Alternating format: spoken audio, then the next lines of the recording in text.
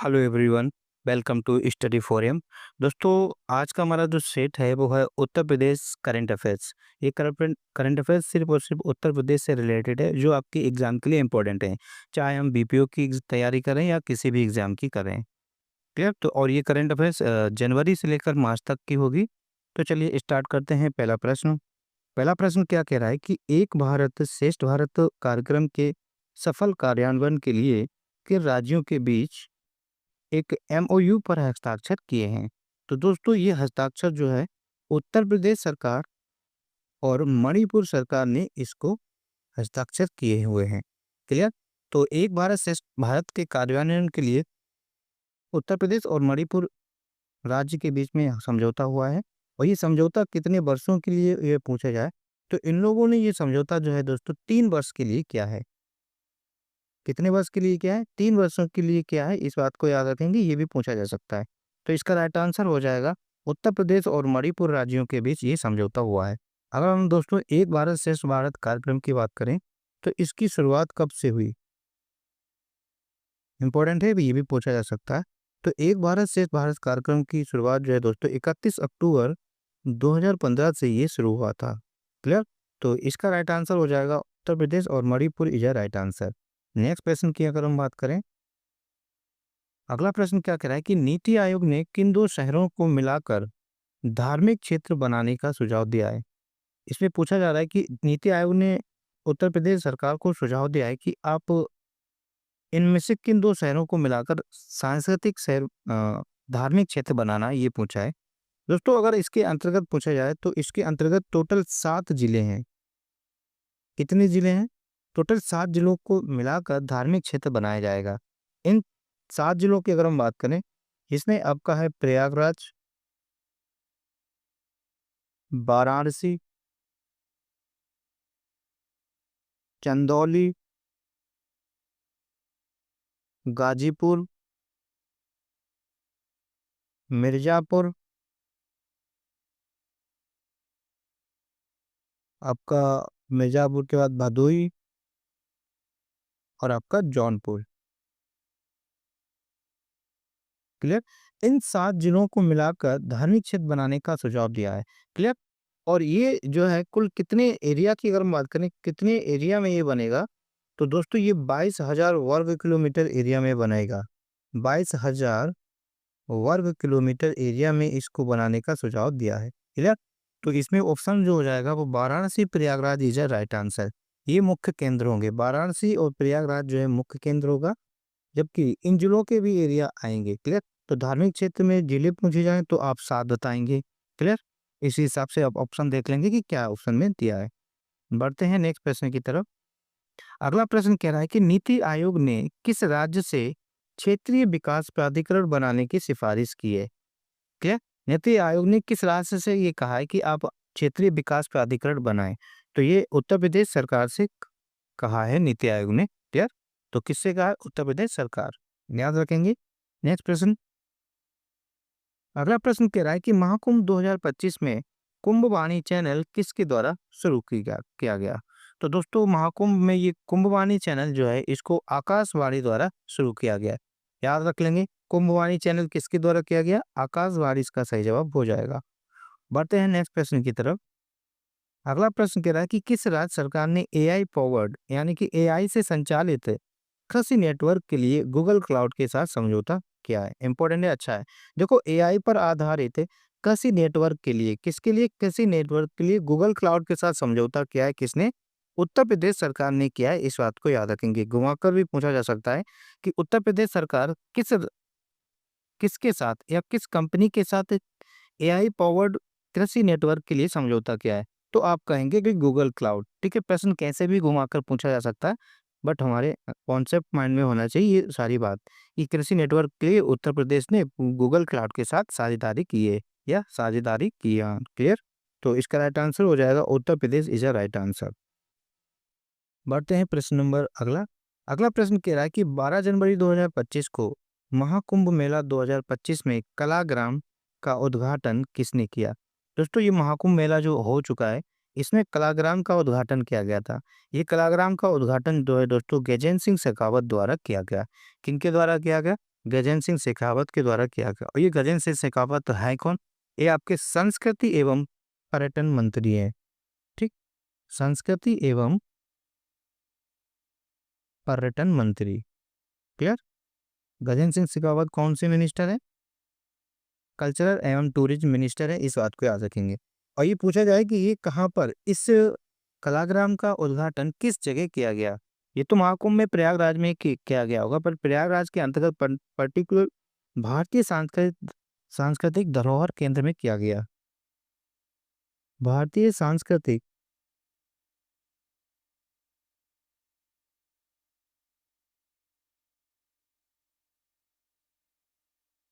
धरोहर केंद्र। क्लियर? ये भी जगह पूछी जा सकती है। तो इसका उद्घाटन यहाँ पर किया गया, भारतीय कला का उद्घाटन भारतीय सांस्कृतिक धरोहर केंद्र में किया गया, कलाग्राम का उद्घाटन। क्लियर? किसने किया? गजेंद्र सिंह शेखावत द्वारा किया गया। नेक्स्ट प्रश्न, अगला प्रश्न कह रहा है कि किसने महाकुंभ 2025 से संबंधित विशेष गीत लॉन्च किए? क्लियर? चलिए यहाँ पर याद करते हैं। देखो यहाँ पर विशेष गीत के अंतर्गत दो गीत लॉन्च किए गए, दो गीत लॉन्च किए गए। क्लियर? ये कितने गीत लॉन्च किए गए? दो गीत लॉन्च किए गए। और वो दो गीत कौन कौन से लॉन्च किए गए, ये यहाँ पर कॉन्सेप्ट याद रखेंगे, कुछ भी पूछा जा सकता है। यहाँ पर दोस्तों एक आपका क्या गया, महाकुंभ है, महाकुंभ है। एक तो ये गाना यहाँ पर लॉन्च किया गया, महाकुंभ है। दूसरा किया गया जय महाकुंभ, जय महाकुंभ। ये दो गाने यहाँ पर लॉन्च किए गए। कौन सा? एक आपका महाकुंभ है, दूसरा आपका जय महाकुंभ है। इस जय महाकुंभ ये महाकुंभ गाना जो है, इसको तैयार अगर पूछा है, इसको किसने तैयार किया? तो इसको दोस्तों दूरदर्शन ने तैयार किया गया। क्लियर? ये दूरदर्शन द्वारा तैयार किया गया। और इसके सिंगर कौन थे? इस गाने को गाया किसने? महाकुंभ गाने को दोस्तों कैलाश खेर ने गाया, कैलाश खेर। क्लियर? ये बात को याद रखेंगे। और इसके राइटर कौन थे? इसको लिखा किसने? अगर आप दोस्तों इसके राइटर की अगर हम बात करें, तो दोस्तों इनको आलोक श्रीवास्तव ने इस गाने को लिखा, आलोक श्रीवास्तव। क्लियर? ये भी याद रखेंगे, इनमें से कुछ भी पूछा जा सकता है।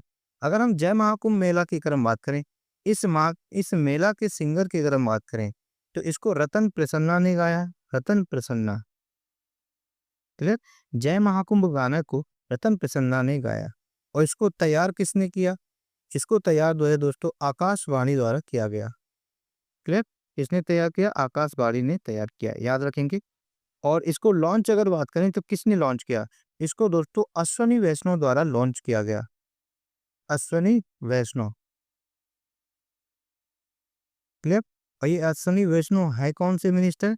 ये दोस्तों केंद्रीय सूचना एवं प्रसारण मंत्री हैं, केंद्रीय सूचना एंड प्रसारण मंत्री। इस बात को भी याद रखेंगे। तो इसका राइट आंसर हो जाएगा अश्वनी वैष्णव इज अ राइट आंसर। बाकी ये महाकुंभ है, इंपॉर्टेंट है, जय महाकुंभ, ये दो गाने लॉन्च किए गए थे। कुछ भी कैसे भी घुमाकर प्रश्न पूछा जा सकता है। बढ़ते हैं नेक्स्ट प्रश्न की तरफ। अगला प्रश्न क्या कह रहा है कि महाकुंभ 2025 में जय महाकुंभ है नामक गाना किसने गाया? आ गया प्रश्न। तो जय महाकुंभ है नामक गाना जो है, ये दोस्तों कैलाश खेर ने गाया। किसने गाया? कैलाश खेर, कैलाश खेर यहाँ पर लिखेंगे। इसको गाया किसने? कैलाश खेर द्वारा इसको गाया गया। क्लियर? अगर बात करें इसको तैयार पूरी तरह से किसने किया, तो ये जो गाना है वो दूरदर्शन द्वारा तैयार किया गया। अगर इसके लेखक पूछे जाए, इस गाने को लिखा किसने, तो ये आपका आलोक श्रीवास्तव द्वारा लिखा गया, आलोक श्रीवास्तव।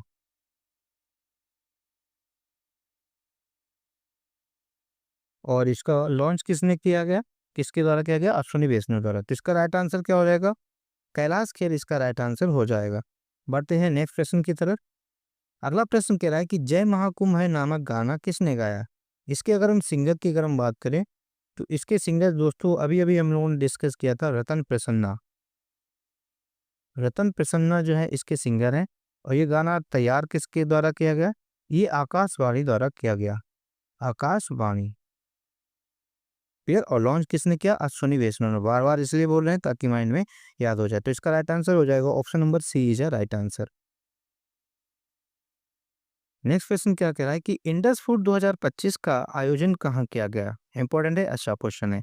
तो इंडस फूड 2025 का आयोजन दोस्तों ग्रेटर नोएडा में किया गया। और ये किनके द्वारा किया गया? तो ये दोस्तों टीपीसीआई द्वारा किया गया। टीपीसीआई, टीपीसीआई का मतलब कहें trade promotion council of India, ये फुल फॉर्म याद रखेंगे। ये जो है इंडस फूड का आयोजन कौन कराती है? टीपीसीआई कराती है, ये बात को याद रखेंगे। और ये कहाँ पर हुआ? ग्रेटर नोएडा में हुआ। बढ़ते हैं नेक्स्ट प्रश्न की तरफ। अगला प्रश्न कह रहा है कि ग्रेटर नोएडा में आयोजित इंडस फूड 2025 इस प्रकार से भी पूछा जा सकता है। तो हमने कोशिश किया है कि हर प्रकार के प्रश्न रखे जा सके एक ही टॉपिक से रिलेटेड। तो यहाँ पर देखो आ गया कि इंडस फूड कहाँ हुआ? ग्रेटर नोएडा में, ये याद रखेंगे। ये आयोजन किसके द्वारा किया गया? तो अभी अभी हम लोगों ने जाना है इसका आयोजन टीपीसीआई ने किया है, यानी कि भारतीय व्यापार संवर्धन परिषद द्वारा किया गया है। क्लियर। बढ़ते हैं नेक्स्ट प्रश्न की तरफ। अगला प्रश्न क्या कह रहा है कि यूपीपीसीएल, यूपीपीसीएल की फुल फॉर्म भी पता होनी चाहिए। Uttar Pradesh power corporation limited द्वारा आयोजित ई रिवर्स नीलामी, कौन सी नीलामी? ई रिवर्स नीलामी, ठीक है। नदियों की नीलामी हुई है इलेक्ट्रॉनिक माध्यम से। तो इसमें जो है 1000 मेगावाट की बोली लगी थी, 1000 मेगावाट की बोली लगी थी इस नीलामी में। ई रिवर्स नीलामी में ये भी पूछा जा सकता है कि कितने मेगावाट बिजली का जो है बनाने के लिए नीलामी में। तो आप कहेंगे कि 1000 मेगावाट की। और इस नीलामी को जीता किसने? ये यहाँ पर पूछा जा रहा है। तो दोस्तों इसको जो है एनटीपीसी रिन्यूएबल एनर्जी लिमिटेड द्वारा जीता गया। क्लियर। इंपॉर्टेंट क्वेश्चन है और अच्छा भी है। बढ़ते हैं नेक्स्ट प्रश्न की तरफ। अगला प्रश्न क्या कह रहा है कि निर्यात को बढ़ावा देने के लिए, किसको? निर्यात यानी कि एक्सपोर्ट को बढ़ावा देने के लिए नई निर्यात नीति का मसौदा किस राज्य ने तैयार किया गया? तो दोस्तों ये मसौदा जो है वो उत्तर प्रदेश सरकार द्वारा तैयार किया गया। क्लियर। तो इसका राइट आंसर हो जाएगा ना ही मध्य प्रदेश से, ना ही गुजरात, ना ही छत्तीसगढ़ और ना ही असम। तो इसका राइट आंसर हो जाएगा option number E is a right answer. और ये याद रखेंगे किसके द्वारा किया गया? उत्तर प्रदेश द्वारा किया गया है। इसके अलावा दोस्तों इस न्यू नीति के अंतर्गत उत्तर प्रदेश ने उत्तर प्रदेश ने क्या किया है कि उत्तर प्रदेश ने का कुल निर्यात में भारत का कुल निर्यात में 7.5% योगदान का लक्ष्य रखा है, योगदान का लक्ष्य रखा हुआ है। कहना ये चाह रहे हैं कि भारत का जितना भी एक्सपोर्ट होगा, भारत जितना भी एक्सपोर्ट करेगा उसका 7.5% उत्तर प्रदेश का योगदान होना चाहिए। तो ये लक्ष्य रखा है उत्तर प्रदेश सरकार ने न्यू निर्यात नीति के तहत। क्लियर। बढ़ते हैं नेक्स्ट प्रश्न की तरफ। अगला प्रश्न क्या कह रहा है कि उत्तर प्रदेश सरकार ने नई निर्यात नीति के तहत भारत के निर्यात में कुल कितना लक्ष्य रखा है? वही प्रश्न आ गया। भारत जितना भी निर्यात करेगा उसका कितना परसेंट उत्तर प्रदेश चाहता है कि हमारा योगदान होना चाहिए? तो उत्तर प्रदेश 7.5%। इंपॉर्टेंट क्वेश्चन है, याद रखेंगे। क्लियर। तो 7.5% का योगदान करने का लक्ष्य रखा हुआ है। नेक्स्ट प्रश्न क्या कह रहा है?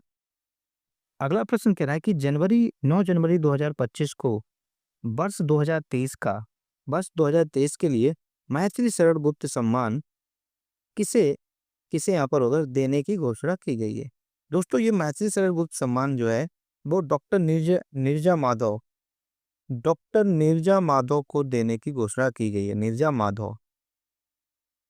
और नीरजा माधव इनका संबंध कहाँ से? ये आपकी वाराणसी से है, इस बात को भी याद रखेंगे। अच्छा ये कौन सी सरकार द्वारा दिया जाता है? ये कहें किस राज्य द्वारा ये सम्मान दिया गया? ये दोस्तों मध्य प्रदेश राज्य द्वारा दिया गया। क्लियर। और ये कौन सा विभाग दिया है? किस विभाग द्वारा दिया गया है? तो ये दोस्तों मध्य प्रदेश के संस्कृति विभाग द्वारा दिया गया है, संस्कृति विभाग द्वारा।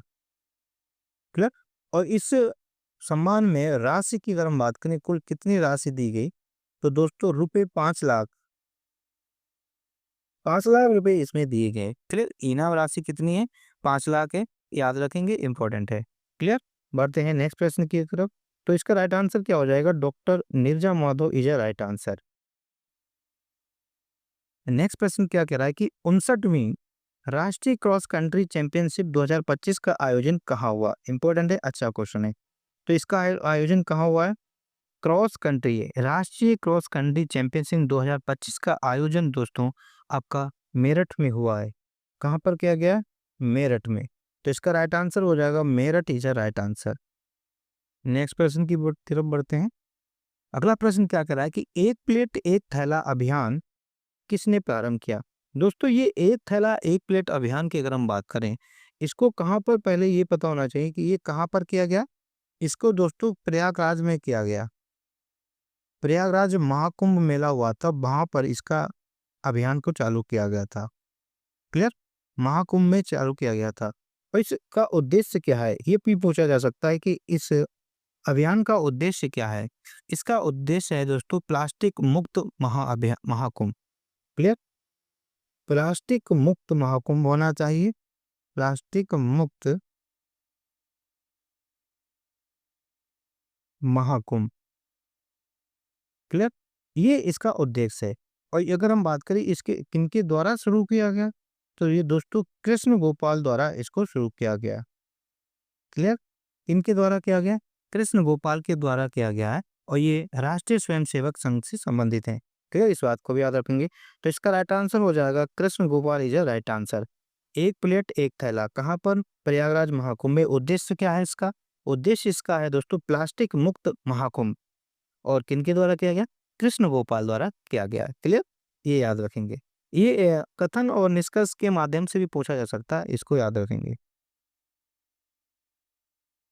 अब यहाँ पर ये पूछ दिया गया है कि एक प्लेट एक थैला अभियान कहाँ पर शुरू किया गया है? कहाँ पर किया गया? ये प्रयागराज में किया गया। और किनके द्वारा किया गया? कृष्ण गोपाल द्वारा किया गया है। कृष्ण गोपाल। और इसका उद्देश्य क्या है? इसका उद्देश्य प्लास्टिक मुक्त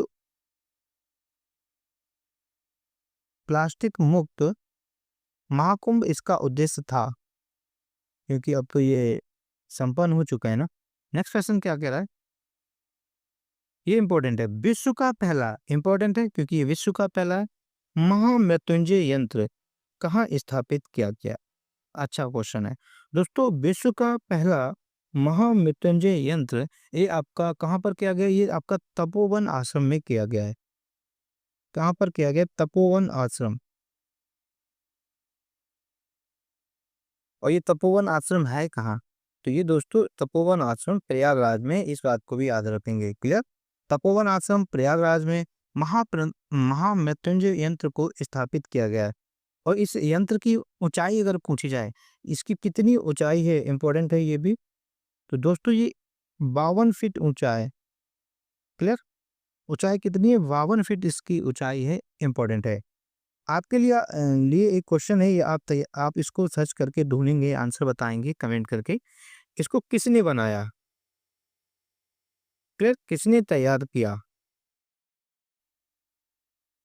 फिर इस यंत्र के मेन आर्किटेक्चर कौन है, या इसको मुख्य बनाने वाले व्यक्ति कौन है, इस बात को आप बताएंगे कमेंट करके।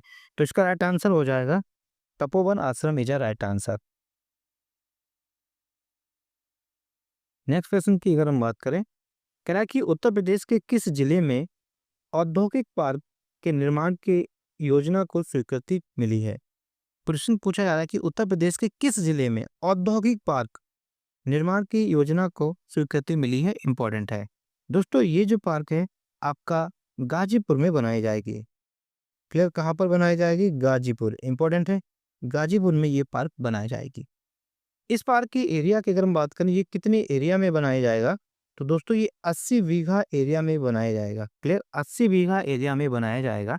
और ये बनाएगा कौन? ये किसके द्वारा ये पार्क बनाई जाएगी? इंपॉर्टेंट है दोस्तों, ये Annadata e Annadata welfare and welfare and development development India limited. Clear? E Annadata welfare and India limited development India limited द्वारा इस पार्क को बनाया जाएगा। और कहाँ पर बनाया जाएगा? गाजीपुर। गाजीपुर की अगर हम बात करें, वैसे तो हम यूपी में जब पढ़े हैं तो वहाँ पर आते हैं, लेकिन हम बात कर लेते हैं अफीम फैक्ट्री कहाँ पर है। अफीम फैक्ट्री आपकी गाजीपुर में है, और गाजीपुर में आपकी कॉर्नवालिस की समाधि भी है। तो इस बात को भी याद रखेंगे। तो इसका राइट आंसर हो जाएगा गाजीपुर इज राइट आंसर। अगला प्रश्न क्या कह रहा है कि उत्तर प्रदेश सरकार ने कृषि में डिजिटल सशक्तिकरण बढ़ाने के लिए यूपीओना यूपीओना पहल की शुरुआत किसके साथ की है? क्लियर, इंपॉर्टेंट क्वेश्चन है, ये आपको देखने को मिल सकता है। तो कृषि में डिजिटलीकरण करने के लिए यूपीओना पहल की शुरुआत की है, किसके साथ की है? ये जानने से पहले पहले हमें पता होना चाहिए कि यूपीओना की फुल फॉर्म क्या है। फुल फॉर्म, ठीक। यूपीओना का फुल फॉर्म दोस्तों, यू से आपका उत्तर प्रदेश, ओ से है आपका ओपन, ए से है आपका नेटवर्क फॉर एग्रीकल्चर। क्लियर, याद रखेंगे, इंपॉर्टेंट है। तो यूपीओना की पहल की शुरुआत जो है उत्तर प्रदेश सरकार ने गूगल क्लाउड के साथ की है। किसके साथ की है? गूगल क्लाउड, इंपॉर्टेंट है। इसके अलावा गूगल क्लाउड से एआई आधारित भी कर चुके हैं, ठीक है। याद करो किसका। तो इसका राइट आंसर हो जाएगा Google cloud is a right answer. Clear. और इसका उद्देश्य क्या है? उद्देश्य अगर आपके पूछा जाए तो इस यूपीओना का उद्देश्य आपका यही है कि कृषि में डिजिटल सशक्तिकरण बढ़ाने के लिए, ये भी प्रश्न पूछा जा सकता है। क्लियर। बढ़ते हैं नेक्स्ट प्रश्न की तरफ। अगला प्रश्न कह रहा है कि पहली बार प्रवासी पक्षियों की एक दुर्लभ प्रजाति, ठीक, प्रवासी पक्षियों की एक दुर्लभ प्रजाति जिसका नाम है रोजी पेलिकन। क्लियर, क्या नाम है? रोजी पेलिकन, ग्रेट व्हाइट पेलिकन को कहाँ देखा गया है? क्लियर, अच्छा प्रश्न ये भी है। तो रोजी पेलिकन दोस्तों उत्तर प्रदेश के जोधपुर झील वेटलैंड में देखी गई। कहाँ पर देखी गई? जोधपुर झील वेटलैंड में देखी गई। और ये कहाँ पर है? ये आगरा और मथुरा के बीच में है। क्लियर, आगरा और मथुरा की सीमा के बीच में ये वेटलैंड है जिसका नाम है जोधपुर झील वेटलैंड। क्लियर। तो इसका राइट आंसर हो जाएगा option number A is a right answer. बाकी सरसई नावा झील का है आपका इटावा में है। ला कौन पक्षी विहार का है आपका कन्नौज में है। सुर सरोवर झील का है आपका आगरा में है। इस बात को याद रखेंगे। बढ़ते हैं नेक्स्ट प्रश्न की तरफ। अगला प्रश्न क्या कह रहा है कि गोरखपुर महोत्सव 2025 के दौरान सीएम योगी ने कितनी विभूतियों को गोरखपुर रत्न से सम्मानित किया गया? अच्छा प्रश्न है। देखो देखो दोस्तों, जब गोरखपुर महोत्सव हुआ गोरखपुर में, वहां पर योगी आदित्यनाथ जी द्वारा गोरखपुर रत्न कितने लोगों को दिया गया, यहाँ पर ये पूछा जा रहा है। तो दोस्तों ये सम्मान जो है इन्होंने 5 व्यक्तियों को दिया। 5 व्यक्तियों को दिया। वो 5 व्यक्ति कौन-कौन है? याद रख लेते हैं। और किस क्षेत्र में किसे मिला ये भी याद रखेंगे, इंपॉर्टेंट है। दोस्तों इन 5 की अगर हम बात करें तो सबसे पहले अगर हम देखें कृषि उद्यमिता के क्षेत्र में, क्लियर, कृषि उद्यमिता के क्षेत्र में राजू सिंह को ये सम्मान मिला। क्लियर, इंपॉर्टेंट है, याद रखेंगे। कृषि के क्षेत्र में मिला राजू सिंह को। इसके अलावा दोस्तों अगर खेल के क्षेत्र में देखें तो ये मिला शगुन कुमारी को। शगुन कुमारी, क्लियर, शगुन कुमारी को मिला। अगर हम विज्ञान के क्षेत्र की अगर हम बात करें, विज्ञान के क्षेत्र में गोरखपुर रत्न पुरस्कार जो है वो आपको मिला डॉक्टर साहिल महफूज को। डॉक्टर साहिल महफूज, क्लियर, डॉक्टर साहिल महफूज को विज्ञान के क्षेत्र में मिला। वहीं अगर आपसे पूछा जाए चिकित्सा के क्षेत्र में गोरखपुर रत्न पुरस्कार किसे मिला, तो ये मिला डॉक्टर बीबी त्रिपाठी को। क्लियर, डॉक्टर बीबी त्रिपाठी को चिकित्सा के क्षेत्र में मिला। जबकि कला के क्षेत्र में पूछा जाए, कला के क्षेत्र में ये आपका केसी सेन को मिला। केसी सेन को मिला। क्लियर, ये 5 क्षेत्र में दिए गए हैं अवार्ड। गोरखपुर रत्न अवार्ड 5 क्षेत्र में दिए जाते हैं और ये 5 विभूतियों को दिया है। तो यहाँ पर ना ही 4, ना ही 6, ना ही 7, ना ही 8। तो इसका राइट आंसर हो जाएगा उपरोक्त में से कोई नहीं। याद रखेंगे 5 लोगों को मिला है और ये किन-किन को मिला है किस क्षेत्र में, ये भी याद रखेंगे, इम्पोर्टेंट है। क्लियर? बढ़ते हैं नेक्स्ट प्रश्न की तरफ। अगला प्रश्न क्या कह रहा है?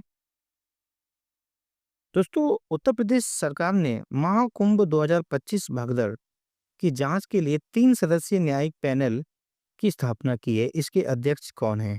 क्लियर? दोस्तों, आप जानते हैं कि अभी महाकुंभ में भगदड़ मच गई थी जिसमें काफ़ी लोग मारे गए, तो वो बड़ा दुखद घटना थी। तो इसमें जो है दोस्तों एक 3 सदस्यीय पैनल स्थापित किया गया है योगी सरकार द्वारा। तो इसके अध्यक्ष जो हैं हर्ष कुमार इसके अध्यक्ष हैं। क्लियर? हर्ष कुमार इसके अध्यक्ष हैं, याद रखेंगे। बाकी देवेंद्र सिंह अरोड़ा की अगर हम बात करें, तो दोस्तों जो ये अध्यक्ष किस घटना के हैं? दोस्तों जो संभल घटना हुई थी, क्लियर? संभल घटना की जाँच के लिए जो समिति बनी थी, उसके अध्यक्ष देवेंद्र कुमार अरोड़ा हैं। बाकी ये दोनों डीके सिंह और बीके गुप्ता ये दोनों जो हैं कौन है? ये उपाध्यक्ष हैं। उपाध्यक्ष क्या है? ये दोनों भी इसके सदस्य हैं। क्लियर? इस 3 सदस्यीय पैनल में ये 3 लोग हैं, हर्ष कुमार सिंह, डीके सिंह और बीके गुप्ता, जिसमें से हर्ष कुमार अध्यक्ष हैं। क्लियर? बढ़ते हैं नेक्स्ट प्रश्न की तरफ। बाकी यहाँ पर और डालें, ये भगदड़ हुई कब? ये भगदड़ कब हुई अगर ये देखें, तो ये भी याद कर लेंगे दोस्तों। ये भगदड़ जो है 29 जनवरी को हुई। कब हुई? 29 जनवरी को। और 29 जनवरी को उस टाइम कौन-सा दिन था? इतनी भीड़ क्यों जुटी? ये दोस्तों मौनी अमावस्या, उस दिन दोस्तों मौनी अमावस्या स्नान था। इसलिए श्रद्धालु बहुत ज़्यादा जुट गए और वहाँ पर भीड़ जो है तितर-बितर हो गई, तो यहाँ पर कुछ लोग वहाँ पर दबकर मर गए। ऐसा बताया जाता है कि लगभग 30 लोग मारे गए। अब कितने मारे गए ये तो पता नहीं। क्लियर? इस बारे में नहीं बात करेंगे। पढ़ते हैं नेक्स्ट प्रश्न की तरफ। अगला प्रश्न क्या कह रहा है कि उत्तर प्रदेश के किस मंदिर को एफसीआरए लाइसेंस प्राप्त हुआ? इंपॉर्टेंट क्वेश्चन है, ये भी आपका इंपॉर्टेंट क्वेश्चन है। एफसीआरए लाइसेंस, पहले तो हमें पता होना चाहिए कि एफसीआरए की फुल फॉर्म क्या होती है। क्लियर? इसकी फुल फॉर्म होती है दोस्तों फॉरेन कंट्रीब्यूशन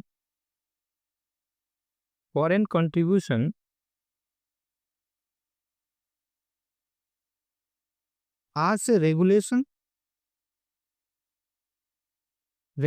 एक्ट 2010। क्लियर? ये भी याद रखेंगे। एफसीआरए का एक्ट कब आया? ये 2010 में आया।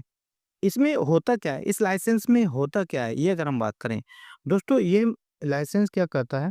यह मंदिर को, याद रख लेंगे, इंपॉर्टेंट है। ये क्या करता है कि मंदिरों को विदेशी फंड प्राप्त करने की अनुमति देता है, प्राप्त करने की अनुमति देता है। क्लियर? जिस मंदिर को ये लाइसेंस मिल जाएगा एफसीआरए लाइसेंस, तो वो मंदिर अब विदेश से भी फंड ले सकता है। क्लियर?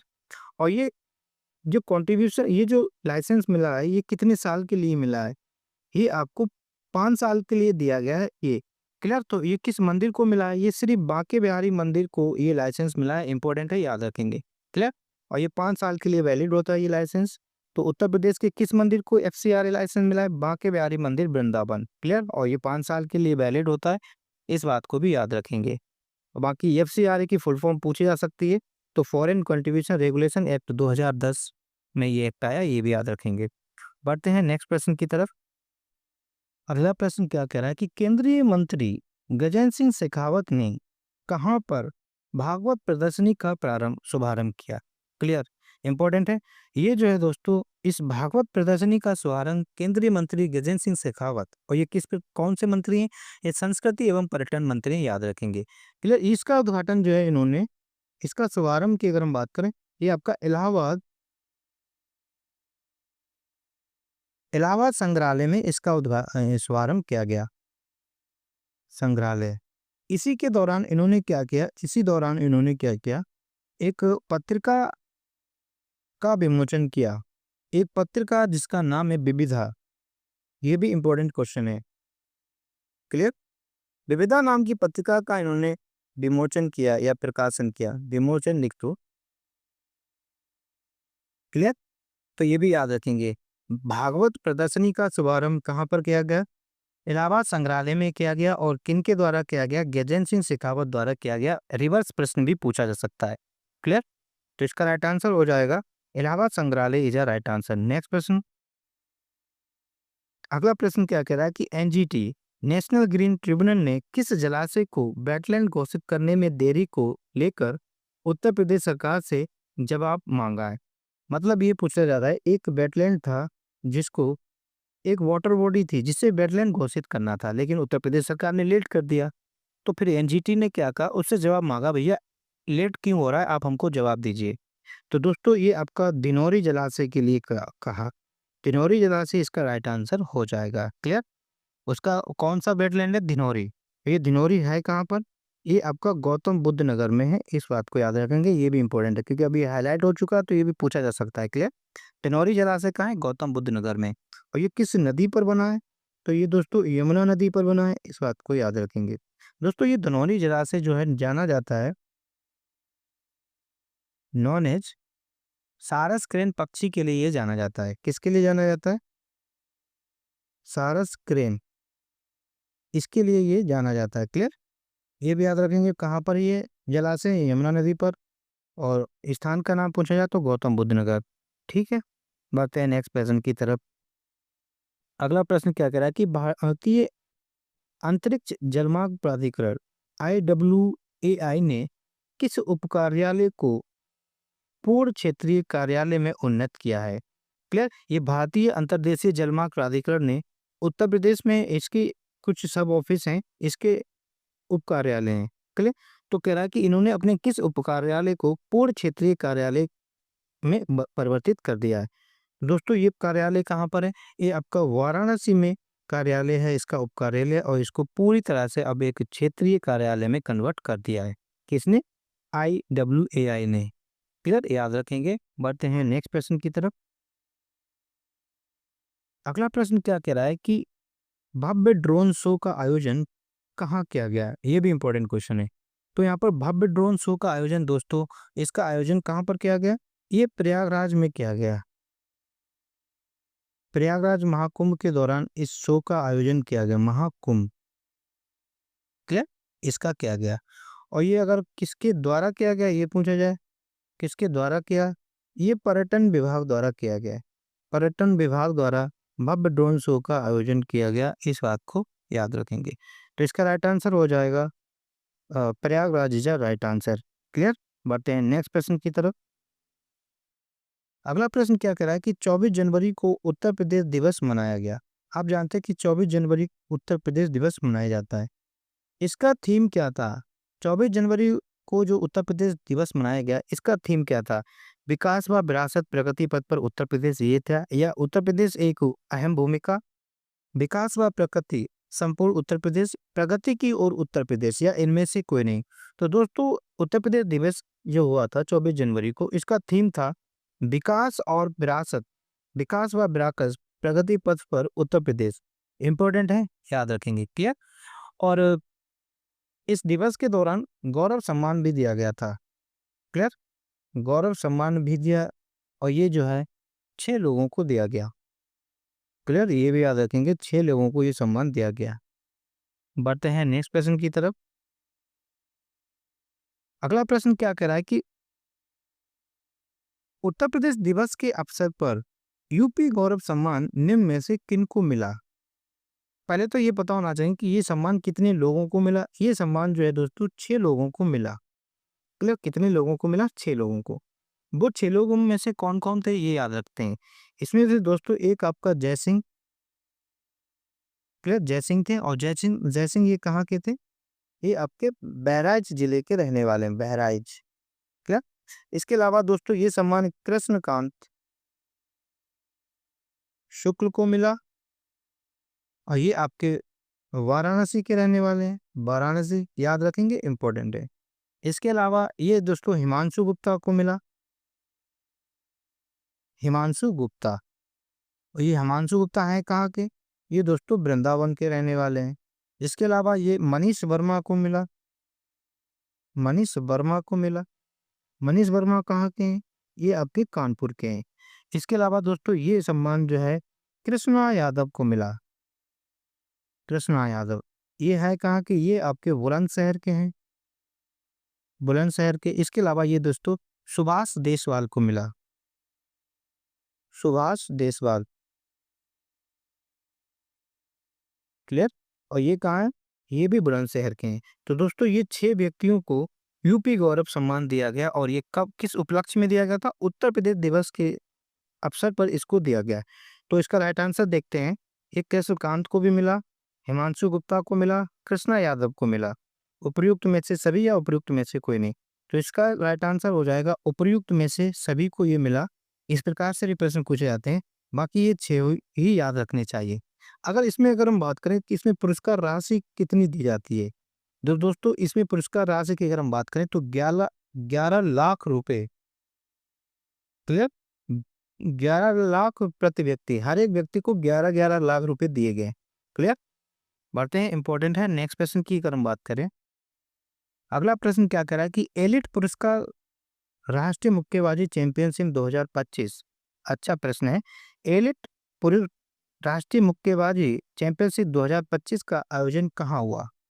दोस्तों इसका आयोजन जो है वो आपका उत्तर प्रदेश के बरेली में हुआ, सुरमा नगरी में हुआ। क्लियर? कहाँ पर हुआ? बरेली।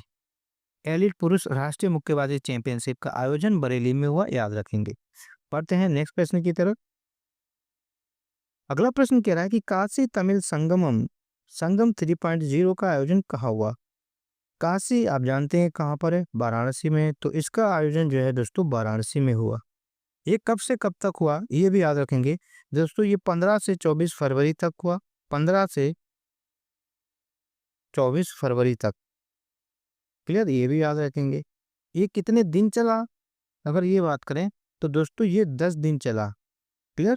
ये 10 दिन प्रोग्राम हुआ। क्लियर? और ये किसके द्वारा किया जाता है? ये किसके द्वारा किया जाता है, ये इंपॉर्टेंट है दोस्तों। काशी तमिल संगमम जो है वो शिक्षा मंत्रालय द्वारा किया जाता है, शिक्षा मंत्रालय। क्लियर? इंपॉर्टेंट है, ये पूछा जाता है। तो शिक्षा मंत्रालय द्वारा ये काशी तमिल संगमम का आयोजन किया जाता है। क्लियर? तो इसका राइट आंसर हो जाएगा option number C is a right answer. बढ़ते हैं नेक्स्ट प्रश्न की तरफ। अगला प्रश्न क्या कह रहा है कि भारतीय कला इतिहास कांग्रेस का 32वां सत्र कहाँ आयोजित किया गया? ये भी पूछा जाता है कि कौन सा सत्र कौन से में था। तो ये 32वां सत्र हुआ है, और ये कहाँ पर किया गया है, इस बात को यहाँ पर पूछा है। तो इसका जो आयोजन है वो आपका क्या आनंद भवन में किया गया है या भारतीय विरासत संस्थान नोएडा? तो इसका आयोजन जो है दोस्तों विरासत संस्थान नोएडा में किया गया है। इसका राइट आंसर हो जाएगा option number C is right answer. यहाँ से आपको और क्या मिला? आपको ये भी याद कर रखना होगा कि भारतीय विरासत संस्थान है कहाँ? ये भी पर्टिकुलर पूछा जा सकता है, तो ये आपका नोएडा में है। बाकी ललित कला भवन अकेडमी कहाँ है? ललित कला अकेडमी आपकी लखनऊ है, ये भी आप यहाँ पर रख सकते हैं। आनंद भवन कहाँ है? आपका प्रयागराज में। भारत कला भवन कहाँ है? ये आपका वाराणसी में। ये भी प्रश्न पूछे जाते हैं यूपीजीके में। क्लियर? तो इसका राइट आंसर हो जाएगा option number C is a right answer. Next प्रश्न की बात करें, अगला प्रश्न क्या कह रहा है कि NSDC international, clear, NSDC international academy का उद्घाटन कहाँ किया गया? ये भी इंपॉर्टेंट क्वेश्चन है। क्लियर? तो एनएसडीसी इंटरनेशनल एकेडमी की अगर हम बात करें, एनएसडीसी इंटरनेशनल एकेडमी का उद्घाटन कहाँ पर किया गया, किसकी अगर हम लोग बात करें, तो ये दोस्तों आपका उद्घाटन किया गया है इसका ग्रेटर नोएडा में। क्लियर? कहाँ पर किया गया? ग्रेटर नोएडा में। इसके बाद अगर हम बात करें एनएसडीसी का फुल फॉर्म क्या है, ये भी पूछा जा सकता है। एनएसडीसी, एनएसडीसी की फुल फॉर्म की बात करें तो इसका फुल फॉर्म है national skill development corporation. Clear? ये फुल फॉर्म याद रखेंगे। और ये उद्घाटन किसके द्वारा किया गया, ये पूछा जाए कि एनएसडीसी एकेडमी का जो उद्घाटन है उसको उद्घाटन दोस्तों जयंत चौधरी द्वारा किया गया। जयंत चौधरी। क्लियर? और जयंत चौधरी हैं कौन? ये कौन से मिनिस्टर हैं? ये जो है दोस्तों कौशल विभाग विकास एवं उद्यमिता मंत्री हैं। कौशल विकास एवं उद्यमिता मंत्री। क्लियर, ये भी याद रखेंगे। तो इसका राइट आंसर हो जाएगा option number A is right answer. Important है, एनएसडीसी इंटरनेशनल एकेडमी। बढ़ते हैं नेक्स्ट क्वेश्चन की तरफ।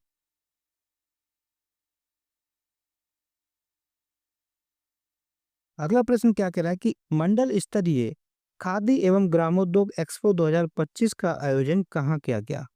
ये भी अच्छा क्वेश्चन है। तो मंडल स्तरीय खादी एवं ग्रामोद्योग एक्सपो का आयोजन जो है दोस्तों, इसका आयोजन लखनऊ में किया गया है। क्लियर, कहाँ पर किया गया? लखनऊ इसका राइट आंसर हो जाएगा। पढ़ते हैं नेक्स्ट प्रश्न की तरफ। अगला प्रश्न कह रहा है कि राष्ट्रीय इलेक्ट्रॉनिक्स और सूचना प्रौद्योगिकी संस्थान, जिसे हम कहते हैं नीलेट, क्या कहते हैं? नीलेट का चिप डिजाइन में उत्कृष्टता केंद्र कहाँ उद्घाटित किया गया? ये भी अच्छा क्वेश्चन है। नीलेट ने चिप डिजाइन के लिए एक एक्सीलेंस सेंटर खोला है। ये कहाँ पर खोला है? तो ये आपका नोएडा में खोला है। कहाँ पर खोला है? नोएडा इसका राइट आंसर हो जाएगा। क्लियर। और ये चिप डिजाइन किसके द्वारा किया गया? नीलेट के द्वारा। कहाँ पर बनाया गया? उत्कृष्टता केंद्र नोएडा। बढ़ते हैं नेक्स्ट प्रश्न की तरफ। अगला प्रश्न क्या कह रहा है कि उत्तर प्रदेश विधानसभा में किस नई सुविधा का निरीक्षण किया गया? क्या अनुवादक सुविधा, गायन सुविधा, भोजन सुविधा, विश्राम सुविधा? दोस्तों, उत्तर प्रदेश विधानसभा में नई सुविधा की बात करें तो अनुवादक सुविधा का निरीक्षण किया गया। और इसमें किन भाषाओं का अनुवादन के लिए किया गया, ये भी पूछा जा सकता है। दोस्तों, यहाँ पर ब्रज भाषा, भोजपुरी, बुंदेलखंडी, बुंदेलखंडी और आपकी अंग्रेजी। क्लियर। इन 4 भाषाओं का अनुवादन किया गया था, इस बात को भी याद रखेंगे। क्लियर। बढ़ते हैं नेक्स्ट प्रश्न की तरफ। अगला प्रश्न क्या कह रहा है कि अगला प्रश्न कह रहा है कि सरस आजीविका मेला 2025 का आयोजन कहाँ किया गया? सरस मेला 2025 इंपॉर्टेंट है। इसका आयोजन दोस्तों पूछा जाए तो इसका आयोजन नोएडा में किया गया, इस बात को याद रखेंगे। क्लियर। इसका थीम क्या था? इसमें इस मेला का थीम अगर पूछा जाए, ये भी इंपॉर्टेंट है, थीम पूछा जाता है। तो इसका थीम है दोस्तों लखपति दीदी, लखपति दीदी की निर्यात क्षमता का विकास।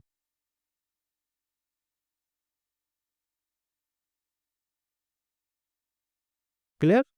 क्या थीम है? लखपति दीदी की निर्यात क्षमता का विकास, इसका थीम था। और ये किसके द्वारा कराया गया? ये मेला कौन कराता है? अगर हम बात करें तो इसका मेला दोस्तों ग्रामीण विकास मंत्रालय द्वारा किया जाता है। ग्रामीण विकास मंत्रालय इस मेला का आयोजन ग्रामीण विकास मंत्रालय कराता है, इस बात को याद रखेंगे, ये इंपॉर्टेंट है। और थीम क्या है? लखपति दीदी की निर्यात क्षमता में विकास। तो इसका राइट आंसर हो जाएगा और Noida is a right answer. कहाँ पर हुआ? नोएडा। बाकी ऐसे प्रश्न भी पूछे जा सकते हैं। प्रश्न पूछा जा रहा है कि सरस आजीविका मेला 2025 का थीम क्या था?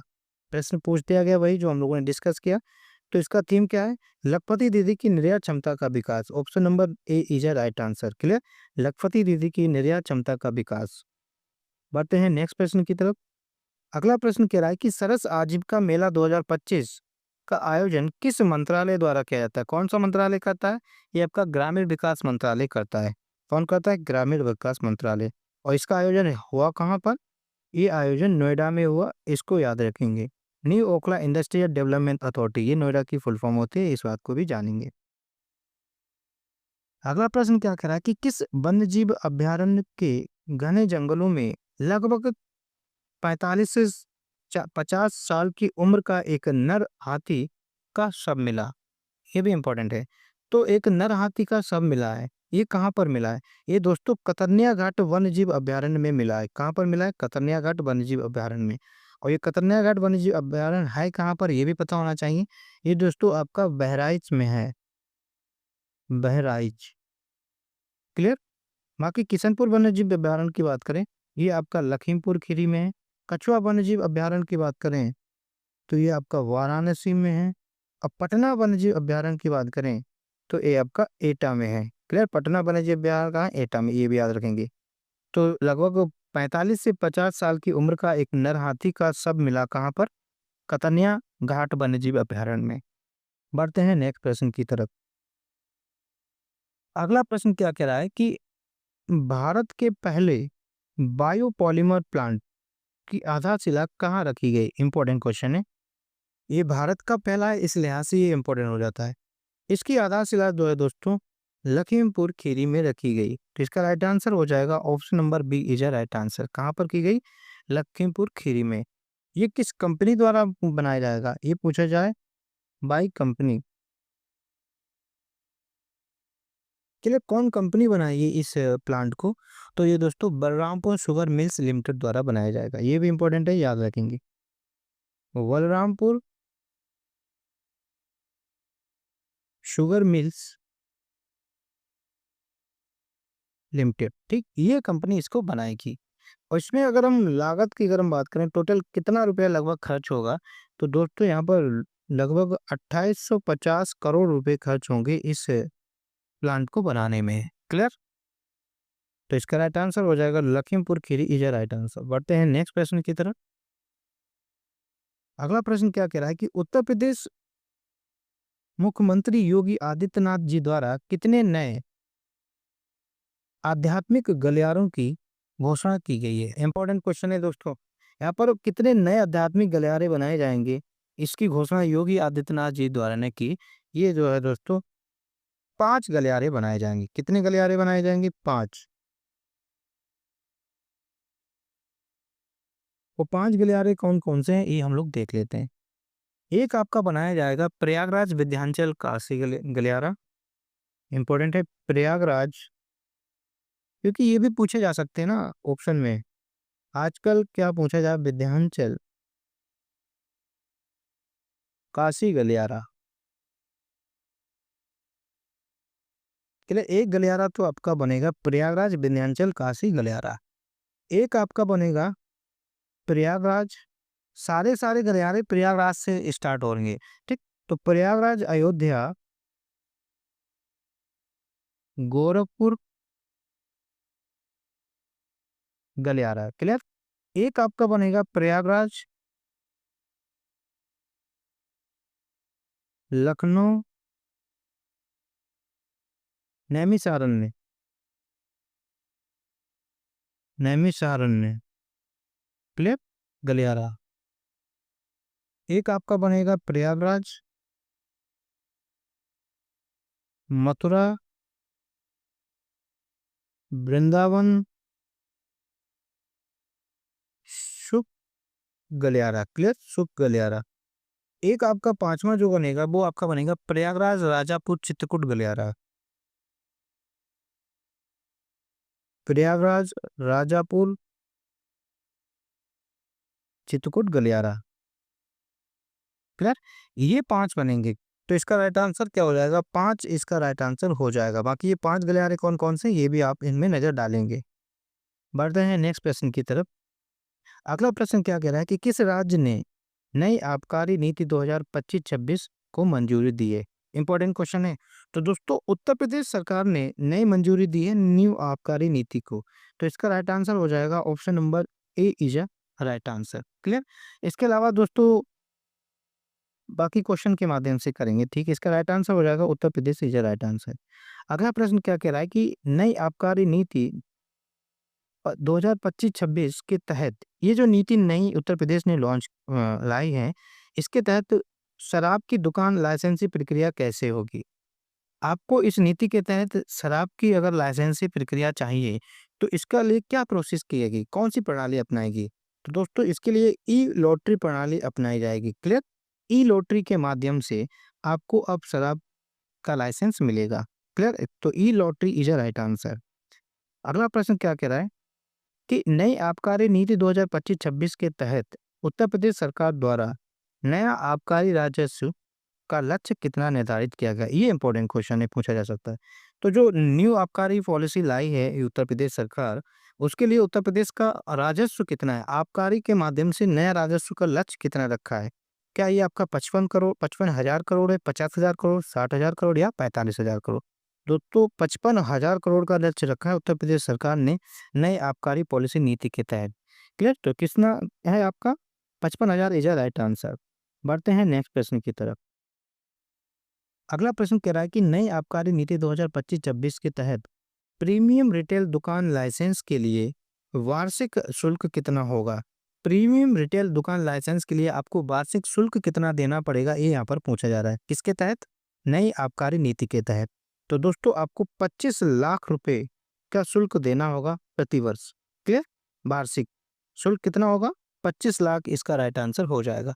तो दोस्तों ये आपका न्यू पॉलिसी से, न्यू आबकारी नीति से रिलेटेड जितने भी प्रश्न बन सकते थे वो हम लोगों ने डिस्कस किए। एमसीक्यू फॉर्म के रूप में किए हैं ताकि ज़्यादा समझ में आए, याद हो जाए। अगला प्रश्न क्या कह रहा है कि ई टॉयकैथॉन 2025 का आयोजन कहाँ हुआ? ई टॉयकैथॉन का मतलब है दोस्तों इलेक्ट्रॉनिक खिलौना। इसका आयोजन जो है दोस्तों नोएडा में हुआ और ये कराया किसने? ये सी डैक द्वारा किया गया। क्लियर? सी डैक ने इस ई टॉयकैथॉन को का आयोजन कराया। ये कहाँ पर हुआ? नोएडा में हुआ। इंपॉर्टेंट है, याद रखेंगे। बढ़ते हैं नेक्स्ट प्रश्न की तरफ। अगला प्रश्न क्या कह रहा है?